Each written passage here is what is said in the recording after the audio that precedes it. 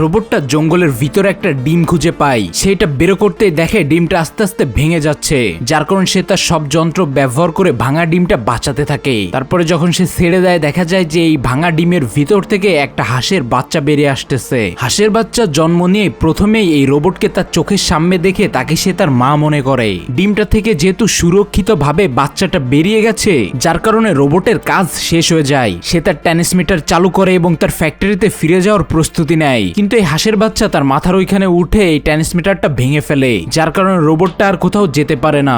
হাঁসের বাচ্চা এই রোবটের পিছু পিছুই যেতে থাকে। অতিষ্ঠ হয়ে রোবটটা এই হাঁসের বাচ্চাকে ইঁদুরের বাচ্চাদের সাথে দিয়ে দেয়। ইঁদুরগুলো তাদের ভিতরে হাঁসের বাচ্চা থেকে ভয় পায়। এখানে মা ইঁদুর রোবটকে বুঝায় যে এখন থেকে তুমি এই হাঁসের বাচ্চার মা, আর তোমাকে তাকে দেখাশোনা করতে হবে, খাওয়াতে হবে, উড়ানো শিখাতে হবে। যেহেতু এই ইঁদুরে রোবটকে নতুন এই 3টা কাজ দেয়, যার কারণে রোবটটা আবারও কাজে লেগে পড়ে। কিন্তু রোবটটা জানতো না একটা বাচ্চাকে কিভাবে লালন পালন করতে হয়। প্রথমে রোবটটাকে সাঁতার কাটা শিখাতে নিয়ে যায়। একটা ফলের উপরে তাকে দাঁড় করিয়ে দেয় যাতে সে ভাসতে থাকে। কিন্তু হাঁসের বাচ্চা তারপরে এখানে পানির ভিতরে পড়ে যায়। সে প্রথম কিছুতে সাঁতার পারতেছিল না। তারপর তাকে ওড়া শেখানোর জন্য আকাশের দিকে ছুড়ে দেয়। কিন্তু ছোট্ট বাচ্চার তো এখনো পাখনাগুলোই ভালোভাবে গজায়নি, তার কারণে সে এখানে উল্টে পারে না। হাঁসের বাচ্চা কি ধরনের খাবার খায় এই বিষয়েও কোনো আইডিয়া ছিল না রোবটের। তখন একটা চালাক শিয়াল আসে, সে রোবটকে সবকিছু শিখাতে থাকে। হাঁসের বাচ্চা যে ধরনের খাবার খায় তার জন্য সেই খাবার খুঁজে বের করে।